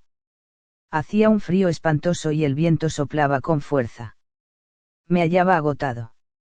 El profesor comprendió que mis piernas se negaban a seguir prestándome servicio, y, a pesar de su impaciencia, decidió hacer alto allí. Hizo señas a Hans en tal sentido, pero este sacudió la cabeza, diciendo, Hofbamford. Parece que es preciso subir más, dijo mi tío. Después preguntó a Hans el motivo de su respuesta. Mistur, repuso el guía. Ja, Mistur, repitió uno de los islandeses, con acento de terror. ¿Qué significa esa palabra?, pregunté, inquieto. Mira, dijo mi tío. Dirigí hacia la llanura la vista y vi una inmensa columna de piedra pómez pulverizada, de arena y de polvo que se elevaba girando como una tromba. El viento la empujaba hacia el flanco del Sneffels sobre el cual nos encontrábamos. Aquella cortina opaca, tendida delante del sol, producía una gran sombra que se proyectaba sobre la montaña. Si la tromba se inclinaba, nos envolvería sin remedio entre sus torbellinos. Este fenómeno, bastante frecuente cuando el viento sopla de los ventisqueros, se conozca con el nombre de mistur en islandés. Astigt, Ostigt, gritó nuestro guía. A pesar de no poseer el danés, comprendí que era preciso seguir a Hans sin demora. El guía comenzó a circundar el cono del cráter, pero descendiendo con objeto de facilitarnos la marcha. No tardó mucho la tromba en chocar contra la montaña, que se estremeció a su contacto, las piedras, suspendidas por los remolinos del viento, volaron en forma de lluvia, como en las erupciones. Nos hallábamos, por fortuna, en la vertiente opuesta y al abrigo de todo peligro, pero, a no ser por la precaución del guía, nuestros cuerpos, desmenuzados, convertidos en polvo impalpable, hubieran ido a caer lejos como el producto de algún desconocido meteoro. Esto no obstante, no consideró Hans prudente que pasásemos la noche en la vertiente del cono. Proseguimos nuestra ascensión en zigzag, empleamos aún cerca de 5 horas en recorrer los 1000 pies que nos quedaban que subir todavía, en revueltas, contramarchas y sesgos perdimos lo menos 3 leguas. Yo no podía más, me moría de frío y de hambre. El aire un tanto rarificado de tan elevadas regiones no bastaba a mis pulmones.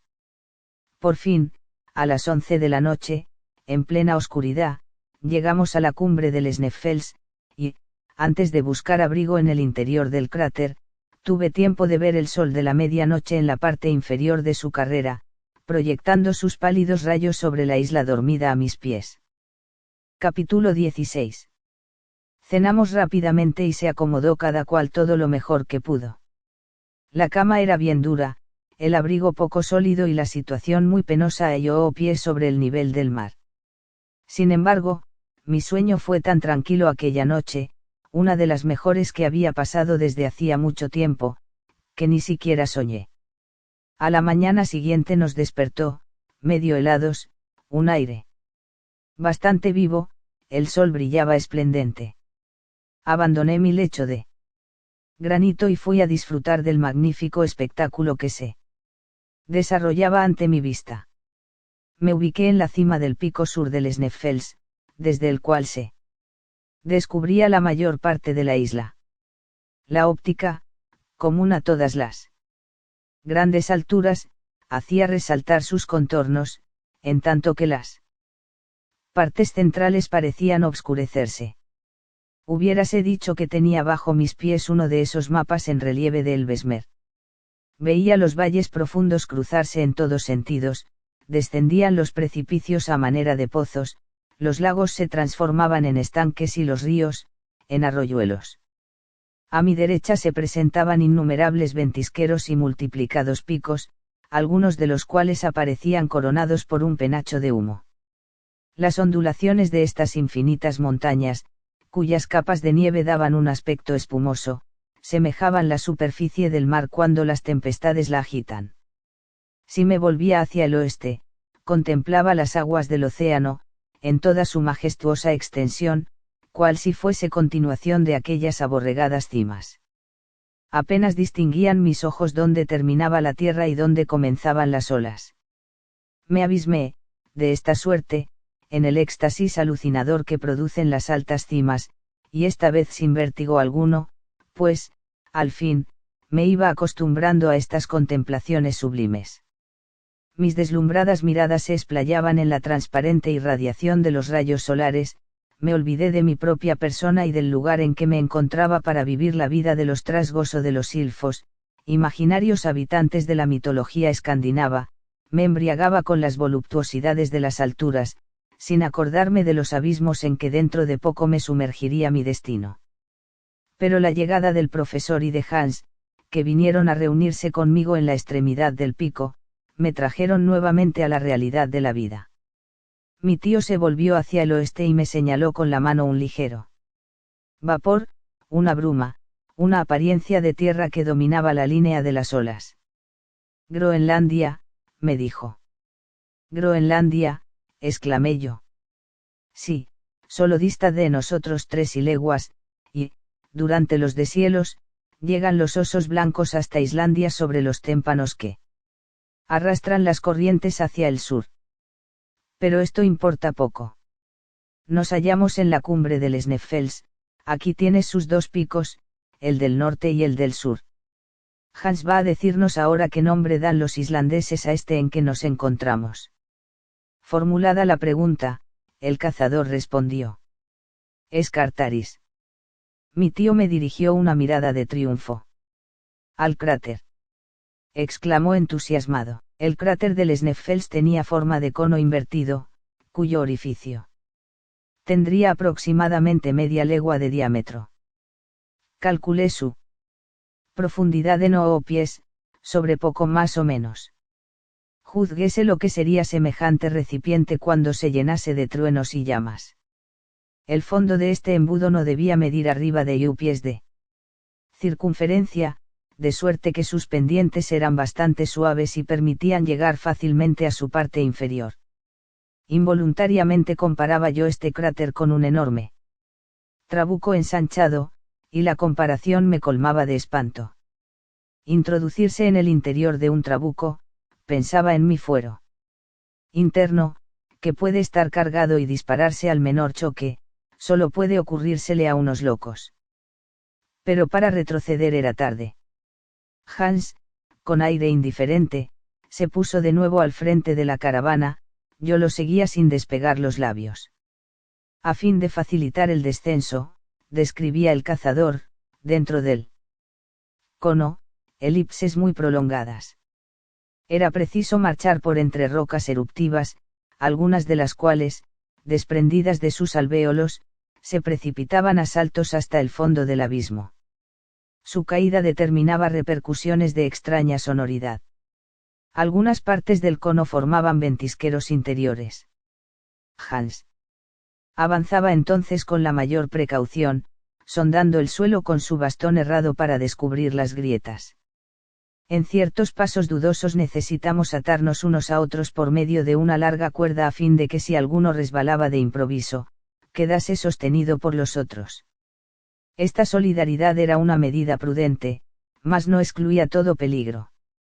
Sin embargo, y a pesar de las dificultades del descenso por pendientes que Hans desconocía, se realizó aquel sin el menor incidente, si se exceptúa la caída de un lío de cuerdas que se le escapó al islandés de las manos y rodó sin detenerse hasta el fondo del abismo. A mediodía ya habíamos llegado. Levanté la cabeza y vi el orificio superior del cono a través del cual se descubría un pedazo de cielo de una circunferencia en extremo reducida pero casi perfecta. Solamente en un punto sobresalía el pico del Escartaris, que se hundía en la inmensidad. En el fondo del cráter se abrían 3 chimeneas a través de las cuales arrojaba el foco central sus lavas y vapores en las épocas de las erupciones del Sneffels. Cada una de estas chimeneas tenía aproximadamente unos 100 pies de diámetro y abrían ante nosotras sus tenebrosas fauces. Ya no tuve valor para hundir mis miradas en ellas, pero el profesor Lidenbrock había hecho un rápido examen de su disposición, y corría jadeante de una a otra, gesticulando y profiriendo palabras ininteligibles. Hans y sus compañeros, sentados sobre trozos de lava, lo observaba en silencio, tomándole sin duda por un loco. De repente, lanzó un grito mi tío, yo me estremecí, temiendo que se hubiera resbalado y hubiese desaparecido en alguna de las simas. Pero no, lo vi enseguida con los brazos extendidos y las piernas abiertas, de pie ante una roca de granito que se erguía en el centro del cráter como un pedestal enorme hecho para sustentar la estatua de Plutón. Se encontraba en la actitud de un hombre estupefacto. Su estupefacción cambió inmediatamente en una alegría insensata. «Axel. Axel», exclamó. «Ven. Ven». Acudí inmediatamente. Ni Hans ni los islandeses se movieron de sus puestos. «Mira», me dijo el profesor. Y, participando de su asombro, aunque no de su alegría, leí sobre la superficie de la roca que miraba hacia el oeste, grabado en caracteres rúnicos, medio gastados por la acción destructora del tiempo, este nombre 1000 veces maldito: Arne Saknuse. «Arne Saknuse», exclamó mi tío. «Dudarás todavía». Sin responderle, volví a mi banco de lava, consternado. La evidencia me anonadaba. Ignoro cuánto tiempo permanecí sumido en mis reflexiones, lo que sé únicamente es que, al levantar la cabeza, solo vi a mi tío y a Hans en el fondo del cráter.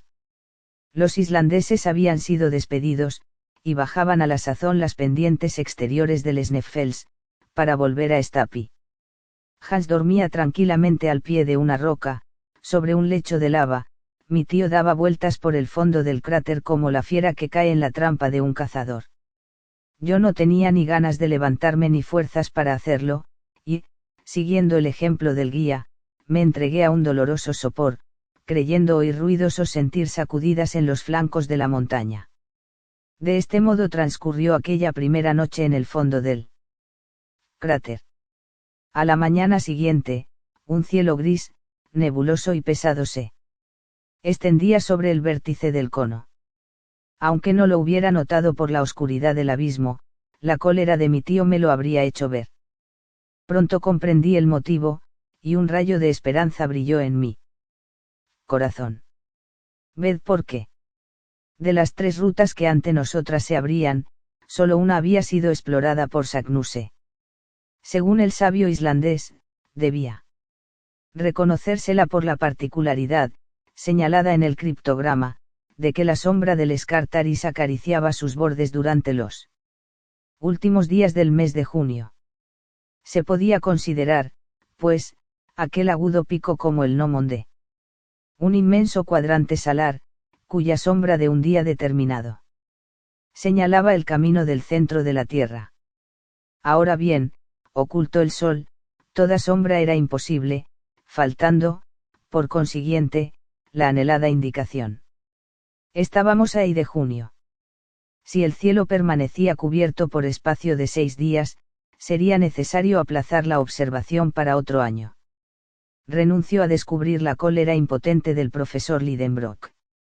Transcurrió el día sin que ninguna sombra viniese a proyectarse sobre el fondo del cráter. Hans no se movió de su puesto, sin embargo, debía llamarle la atención nuestra inactividad.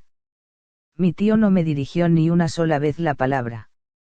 Sus miradas, dirigidas invariablemente hacia el cielo, se perdía en su matiz gris y brumoso. El 6 transcurrió del mismo modo. Una lluvia mezclada de nieve cayó durante el día entero. Hans construyó con trozos de lava una especie de gruta. Yo me entretuve en seguir con la vista los millares de cascadas naturales que descendían por los costados del cono, cada piedra del cual acrecentaba sus ensordecedores murmullos. Mi tío ya no podía contenerse. Había en realidad motivo para hacer perder la paciencia al hombre más cachazudo, porque aquello era naufragar dentro del puerto. Pero con los grandes dolores el cielo mezcla siempre las grandes alegrías y reservaba al profesor Lidenbrock una satisfacción tan intensa como sus desesperantes congojas. Al día siguiente, el cielo permaneció también cubierto, pero el domingo, 8 de junio, el antepenúltimo del mes, con el cambio de luna varió el tiempo. El sol derramó a manos llenas sus rayos en el interior del cráter. Cada montículo, cada roca, cada piedra, cada aspereza recibió sus bienhechores efluvios y proyectó Instantáneamente su sombra sobre el suelo. Entre todas estas sombras, la del Scartaris se esbozó como una arista viva y comenzó a girar de una manera insensible, siguiendo el movimiento del astro esplendoroso. Mi tío giraba con ella. A mediodía, en su periodo más corto, vino a lamer dulcemente el borde de la chimenea central. Esta es. Exclamó el profesor entusiasmado. Al centro de la Tierra, añadió enseguida en danés. Yo miré a Hans. Forut, dijo este con su calma acostumbrada. Adelante, respondió mi tío. Era la 1:13 de la tarde. Capítulo 17. Comenzaba el verdadero viaje. Hasta entonces, las fatigas habían sido mayores que las dificultades, ahora éstas iban verdaderamente a nacer a cada paso. Aún no había osado hundir mi investigadora mirada en aquel pozo insondable en que me iba a sepultar, había llegado el momento. Todavía estaba a tiempo de decidirme a tomar parte en la empresa o renunciar a intentarla. Pero sentí vergüenza de retroceder delante del cazador. Hans aceptaba con tal tranquilidad la aventura, con tal indiferencia, con tan perfecto desprecio de todo lo que significase un peligro, que me abochornaba la idea de ser menos arrojado que él. Si me hubiese hallado solo, habría recurrido a la serie de los grandes argumentos, pero, en presencia del guía, no desplegué mis labios. Envié un cariñoso recuerdo a mi bella curlandesa, y se acercó a la chimenea central. Ya he dicho que medía 100 pies de diámetro, o 300 pies de circunferencia. Me recliné sobre una roca avanzada hacia su interior y dirigí hacia abajo mi mirada. Mis cabellos se erizaron. Instantáneamente. El sentimiento del vacío se apoderó de mi ser. Sentí desplazarse en mí el centro de gravedad y subírseme el vértigo a la cabeza como una borrachera. No hay nada que embriague tanto como la atracción del abismo. Ya iba a caer, cuando me retuvo una mano, la de Hans. Decididamente las prácticas que yo había efectuado en la Frelseskerk de Copenhague, no habían sido suficientes. Aunque mis ojos permanecieron tan poco tiempo fijos en el interior del pozo, dime cuenta de su conformación. Sus paredes, cortadas casi a pico, presentaban, no obstante, numerosos salientes que debían facilitar el descenso, pero si no faltaban escaleras, las rampas no existían en absoluto. Una cuerda amarrada al orificio hubiera bastado para sostenernos, pero cómo desatarla al llegar a su extremidad inferior. Mi tío puso en práctica un medio muy sencillo para obviar esta dificultad. Desenrolló una cuerda del grueso del pulgar y de 400 pies de longitud, dejó caer primero la mitad, la arrolló después alrededor de un saliente que la lava formaba, y echó al pozo la otra mitad. De este modo podíamos bajar todos, conservando en la mano las dos mitades de la cuerda, que no podía desligarse, y después que hubiésemos descendido 200 pies, nada nos sería tan fácil como recuperarla, soltando una extremidad y alando de la otra. Después se reanudaría este ejercicio usque ad infinitum. Ahora, dijo mi tío después de haber terminado sus preparativos, ocupémonos en la impedimenta. Vamos a dividirla en 3 fardos, y cada uno de nosotros nos amarraremos uno a la espalda. Me refiero solamente a los objetos frágiles. Evidentemente, el audaz profesor no nos consideraba comprendidos en esta última categoría. Hans, prosiguió, va a encargarse de las herramientas y de la tercera parte de las provisiones, Axel, de otro tercio de estas y de las arenas, y yo, del resto de los víveres y de los instrumentos delicados. Pero, ¿y la ropa y este montón de cuerdas?, dije yo. ¿Quién se encargará de bajarlas? Todo eso bajará solo. ¿De qué modo?, pregunté todo asombrado. Vas a verlo ahora mismo. Mi tío no vacilaba en recurrir a los medios más radicales. A una orden suya, hizo Hans un solo lío con los objetos no frágiles, y después de bien amarrado el paquete, se le dejó caer en el abismo. Oí el sonoro zumbido que produce el desplazamiento de las capas de aire. Mi tío, inclinado sobre el abismo, siguió con satisfecha mirada el descenso de su impedimento, y no se retiró hasta haberla perdido de vista. Bueno, dijo por fin, ahora nos toca a nosotros.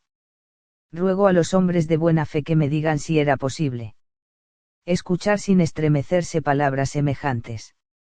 El profesor se ató a las espaldas el paquete de los instrumentos, Hans tomó el de las herramientas y yo el de las arenas, y, en medio de un profundo silencio turbado solo por la caída de los trozos de roca que se precipitaban en el abismo, dio principio el descenso en el siguiente orden: Hans, mi tío y yo.